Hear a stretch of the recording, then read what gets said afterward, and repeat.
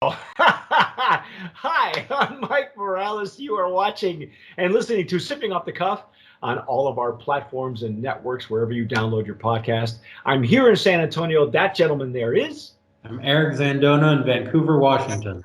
And Eric and I, for our kind of our final couple of meetings here in 2019, are going to taste, dissect, and find out what 314 Huellas is all about. This is another Bacanora. Now, Eric and I have had the great good fortune to taste and talk about Santo Cuviso, which some of you may have heard or seen on our YouTube channel and Facebook, and also on our podcast. We fell over ourselves over Santo Cuviso. It was delightful, very, very rustic and flavorful and all that stuff. And Huellas, or Huellas, I try not to pronounce the H. The H is silent. That means thumbprint. But Eric and I, off camera, there's no information on any of our POS material, which is point of sale and brochures, what the 314 stands for.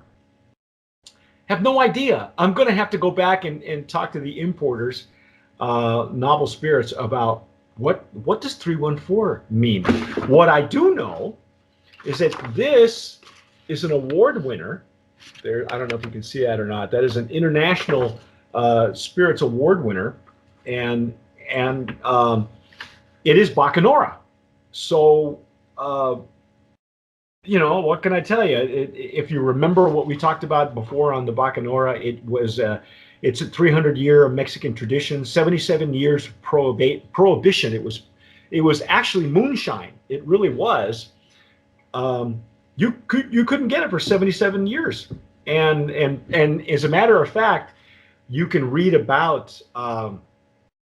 One of the ladies who was involved in this, Adriana Torres and Mirna Grajeda.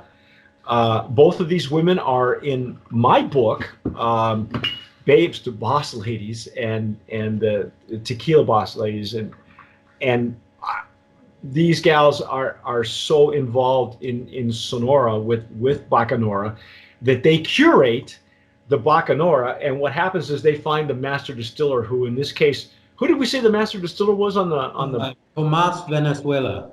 Tomas Venezuela, and the master distillers, the vinateros, as they call them there. Every region that has a denomination of origin calls their distillers something different. In mezcal, they're palenqueros. Maestro mezcaleros is another one. But in Bacanora, they're called vinateros, and they tell the story of how they were making this stuff in the hills, and if they got caught, they were hung. So it was not a pretty picture. Now this one, I don't know if you can see this or not. Beautiful bubbles on this. Do we know what does it say the ABV is on the? It's 42%. Okay. Now, my understanding is if you read the back of the label, a lot of the information on the back of the label, as you can see, it's a very elegant looking bottle, but the information on the back is as informative as you will get in some mezcals. Yeah. And it says that the alcohol wealth. I'm not sure what that means. Through the experience of the producer and water. So, in other words, this is a 42 alcohol by volume, 42%. So it's 84 proof. And when you ask someone why is it 84 proof, it's because that's where this particular gentleman, the vinatero, decides that this is the best flavor. So he stops his he distills to that proof. So anyway, that's what we're looking at. I love this look too. I love the elegant bottle. Yeah, I like the bottle a lot. I'm not crazy about the label, but the bottle itself is. I like the shape. I like the like squared off edges. I like the neck and the closure. I think it's a nice bottle. It's easy to hold on to. Right. And so I just wish they maybe put a little bit more into the label, but you know, Yeah, maybe in the future, who knows? yeah, This is everything coming out of Sonora right now, as far as what we're seeing on the market, is they're all startups. They're all brand yeah, new. The two ladies involved in the curation and overseeing of the distillery and probably the improvements, again, is Adriana Torres and Mirna Grajeda. You can read about both of them on our website, but you can also find them in our book, Babes to Boss Ladies. And they were nice enough to answer our handful of questions, and they had some really interesting things to say. And there's a lot of background involved. For those of you who are not aware of Bacanora, it is a form of mezcal, but it is available only in Sonora and I believe a couple of other states. Eastern Sonora, Mexico, is where these are coming from. And these ladies are heavily involved in the curation and bringing and even sales of these these Bacanoras. So Eric and I are going to try the Blanco, the Plata. I wish they would tell now. If also just to be upfront, the type of plant that they're using is Agastifolia ha, also known as Agave pacifica.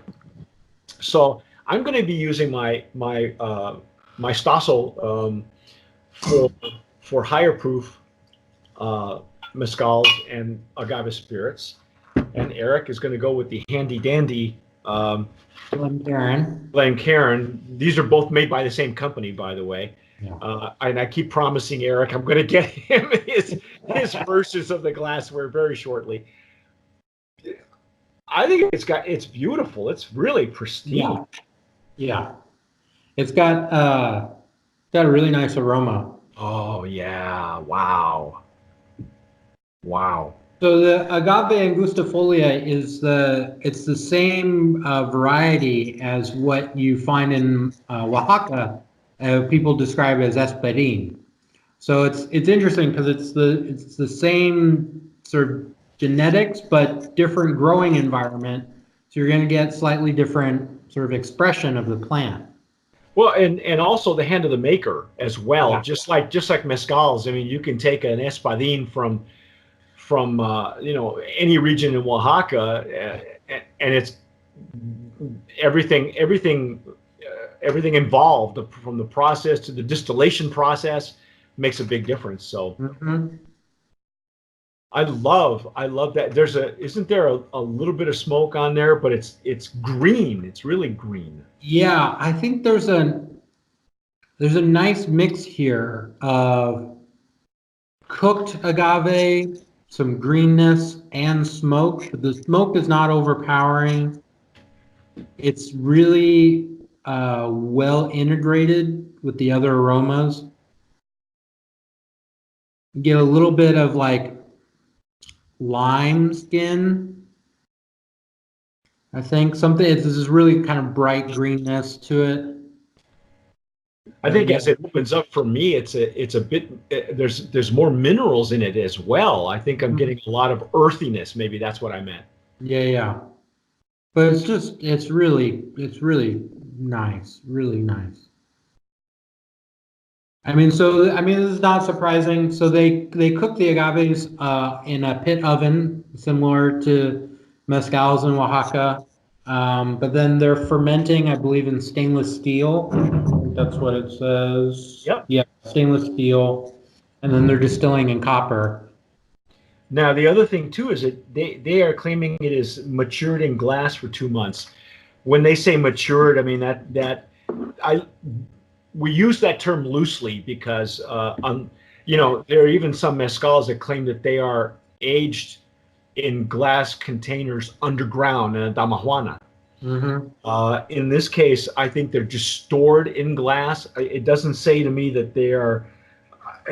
I don't think that that's part of their process. For for some regions in Oaxaca and elsewhere where they make mezcals, sometimes part of the custom is to bury jars. They call damajuanas, which some of you who've gone to the Jose Cuervo distillery understand what that means. It's just a big glass jar full of unaged liquid, but they consider it being aged underground and just buried underground. This doesn't tell me that. So I'm going to assume it's just stored in glass jars or jugs, or who knows? I saw the same thing when I got to visit the Los Danzantes Palenque in Oaxaca. They have a barrel room where they're aging their mezcal for their reposado and their añejo, but then they also have a bunch of damajuanas just holding different varieties of agave spirit, mezcal, that they haven't bottled yet, and just letting it rest in the glass. And they're after a spirit has been distilled, there's a lot of sort of chemical volatility. And so letting it sit in a glass container will allow it to sort of cohese together, and you get a much nicer experience of drinking afterwards. That's a beautiful expression. Explanation. I'm sorry. I've heard the same thing. For instance, when we visited years ago, Carlos Camarena at La Alteña, he says the same thing, that they don't bottle the Blanco right away. They let it sit in the stainless steel silo, and some marketers like to use it as, oh, we're resting in stainless steel. No, you're not. You're just storing it.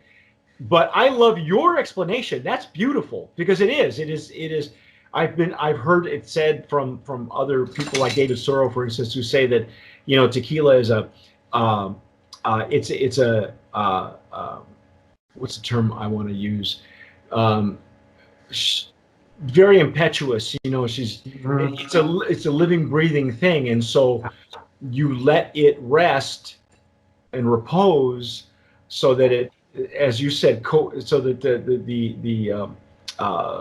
the volatility just kind of simmers down.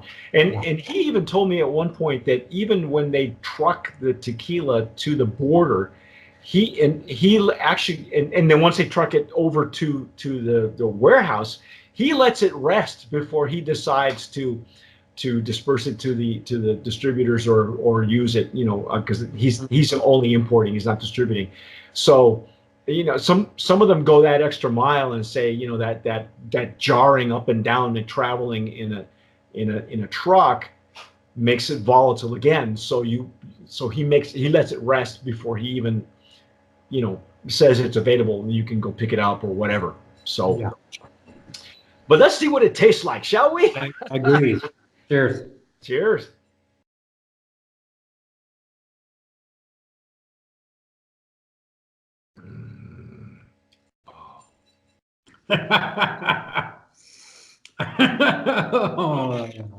Oh my God.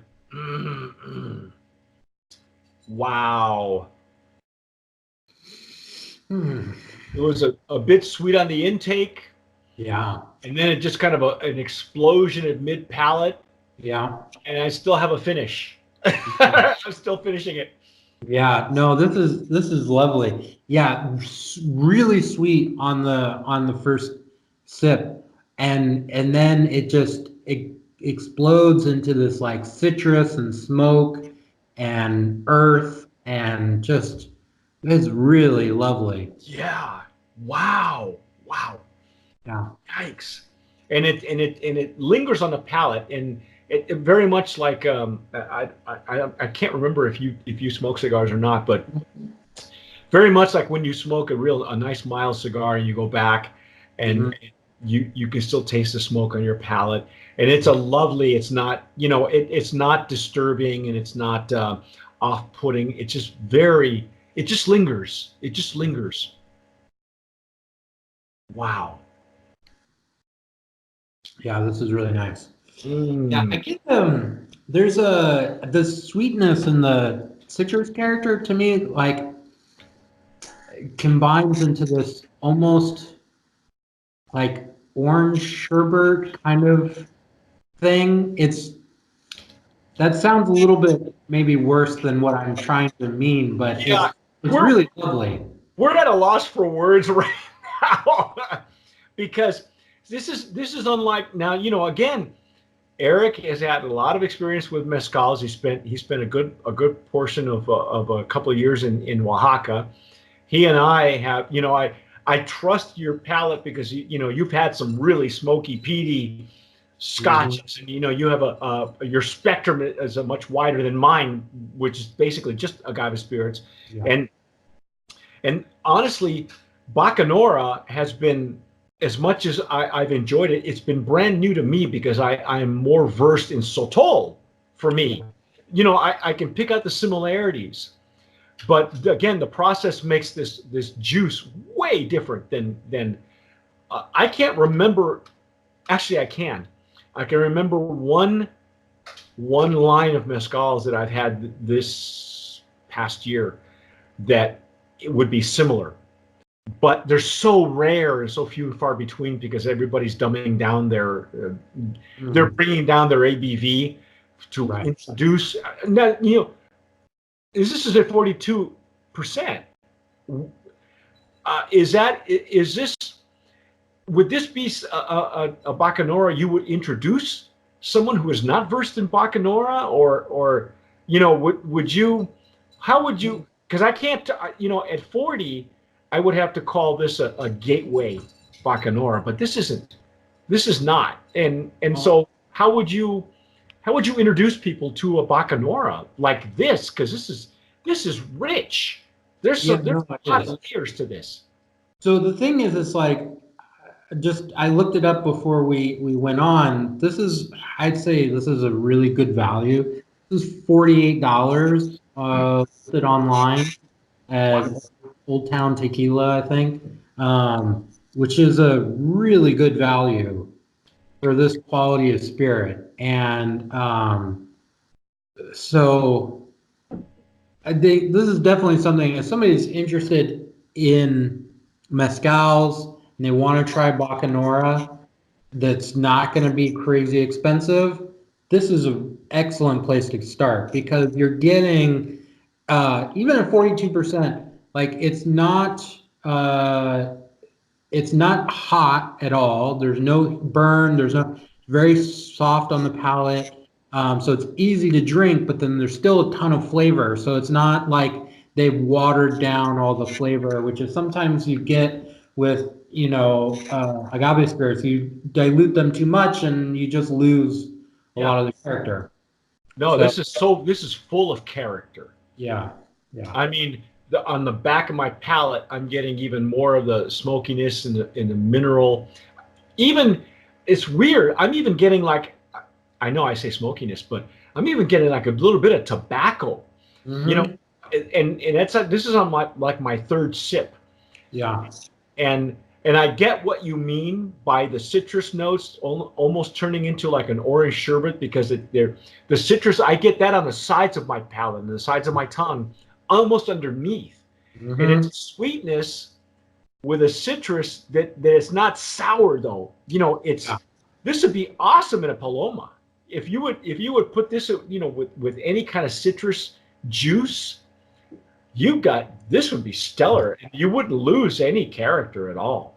Yeah, no. And their POS suggests actually, if they say if you don't want to drink it neat, try mixing it with some tonic, which I think would actually pair well. The bitterness from the quinine, Uh-huh. I think, would actually work really well with this since it's got this really sweet character. It's not sweetened with sugar or anything, but it just the residual sweetness from the spirit, I think, is would pair actually really well with something that's slightly bitter. With just plain soda, I think it would still work, but I think that added bitterness from the quinine would help the spirit actually stand out really well. No kidding. Wow. There's a pairing for you.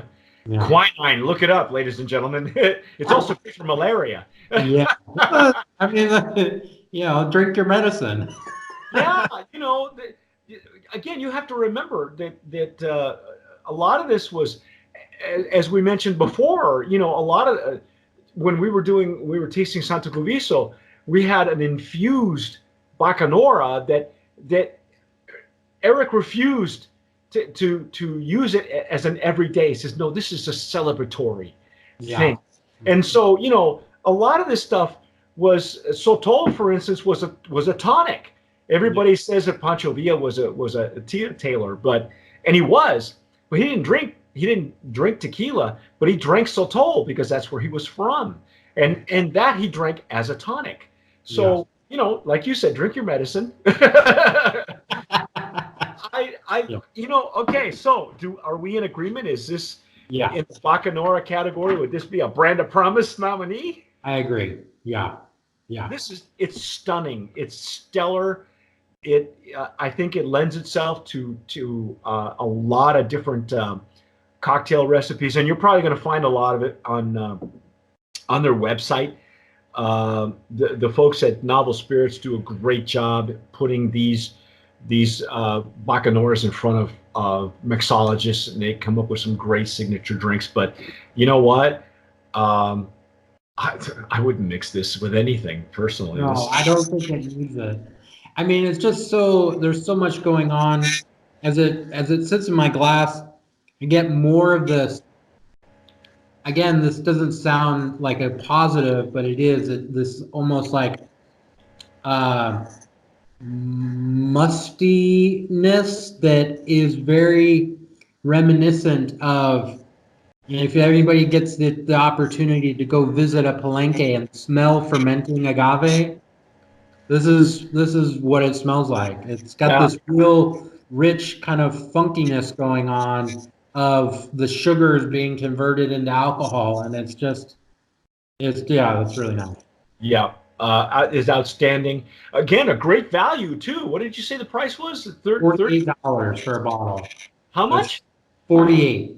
$48. Well worth every penny, because you know what? At this ABV, this is going to last you a while, because I don't know about you, Eric, but for me, when I taste any agave spirit at a higher ABV, to me they're much more satisfying. Mm-hmm. You know, a couple of sips, a couple of drinks of these a night, and you're done. You're good. And I think that's a key. It whereas nowadays things have, and I say dumbed down, but I'll explain what I mean by that. They call it dumbing down the American palate. What it is that they being major distillers are mass producing these for a sweeter flavor profile, and so consumers are believing that this is what agave spirits is supposed to taste like. Right. That's not the case. And I can't say enough about this. It's called 314 Huellas, and that's WHUELLAS, Huellas, which in Spanish means thumbprint. I'm not sure what the 314 stands for. I wish I knew. I'm going to have to go back to Novel Spirits with the importers. Thank you for making that happen. You have been listening and watching to Sipping Off the Cuff on Tequila Aficionado Media, all of our platforms. Please subscribe wherever you're listening to us, whether it's on Spotify or anywhere you download, or on your iPod or whatever, or on YouTube. And whatever you do, tomar sabiamente. Sip wisely.